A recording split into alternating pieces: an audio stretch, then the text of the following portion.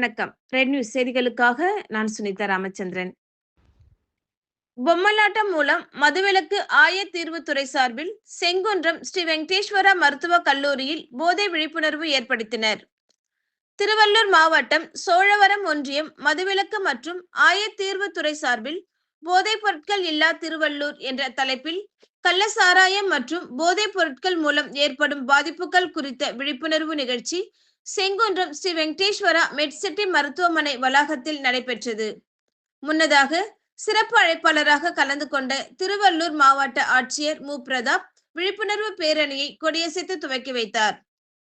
பின்னர் இந்நிகழ்ச்சியில் கலால் உதவி ஆணையர் கணேசன், மதுவிலக்கு உதவி ஆணையர் பொன்சங்கர், ஸ்ரீ வெங்கடேஸ்வரா மெட்சிட்டி மருத்துவக் கல்லூரி தலைவர்கள் ராமச்சந்திரன், ராதா ராமச்சந்திரன், நிர்வாக இயக்குனர் அக்ஷயா கமலேஷ், துணைவேந்தர் மரு நாராயண பாபு, கல்வி தலைவர் ஆனந்த், பொன்னேரி கோட்ட கலால் அலுவலர் சுரேஷ் பாபு, பொன்னேரி வட்டாட்சியர் சோமசுந்தரம், துணை வட்டாட்சியர் மதன், உணவு பாதுகாப்பு துறை அலுவலர் மகேஸ்வரி, திருவள்ளூர் கோட்ட கலால் அலுவலர் சரண்யா, செங்குன்றம் மதுவிலக்கு அமலாக்க பிரிவு காவல் ஆய்வாளர் சசிகுமார் உள்ளிட்டோர் போதை ஒழிப்பு குறித்து பேசி மருத்துவக் கல்லூரி மாணவர்களிடம் விழிப்புணர்வை ஏற்படுத்தினர்.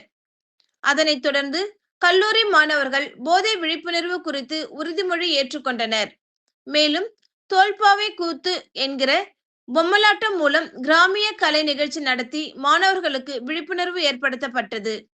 இதில் 300க்கும் மேற்பட்ட மாணவர்கள், ஆசிரியர்கள், அரசு அதிகாரிகள் கலந்து கொண்டனர்.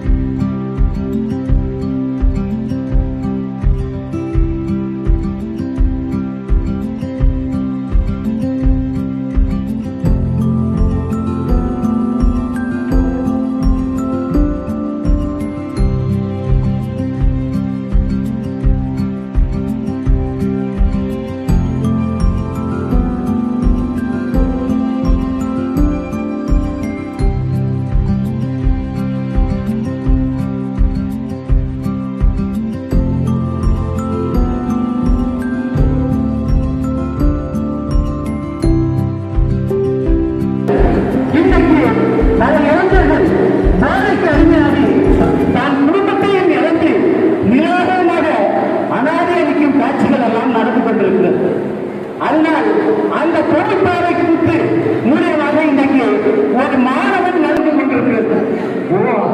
அதனால இந்த பொறுப்பாவை கூட்டு மூலியமாக இன்னைக்கு போதைகள் பற்றி நிகழ்ச்சி சொல்ல இருக்கிறோம். அப்படின்னா நிகழ்ச்சிக்குள்ள போயிடலாமா? ஆமா, நிகழ்ச்சிக்குள்ள போயிடலாம். அப்ப போயிட்டாங்க. இப்போது இந்த ஆமா அது மட்டும் இல்ல, +1லையும் +2லையும் படித்து நல்ல மார்க் எடுக்கிறதுனால இப்படி ஒரு அப்பன் இப்படிதான் குழந்தைய வளர்க்கணும். அருமையான வளர்ப்பு இன்னைக்கு முதலில் அம்மா பேசாரம்மா பேசாப்பா நம்மளுக்கு கிடைச்ச பையன் நல்ல பையன் இருக்கும். சரி, நான் பேங்குக்கு 10,000 ரூபாய் கட்டணும்னு வச்சிருந்தேன். அந்த 10,000 ரூபாய் இருக்கு, அதுலதான் இருக்கப்படியா நான் போதை பழக்கத்திற்கு ஆளாக மாட்டேன்.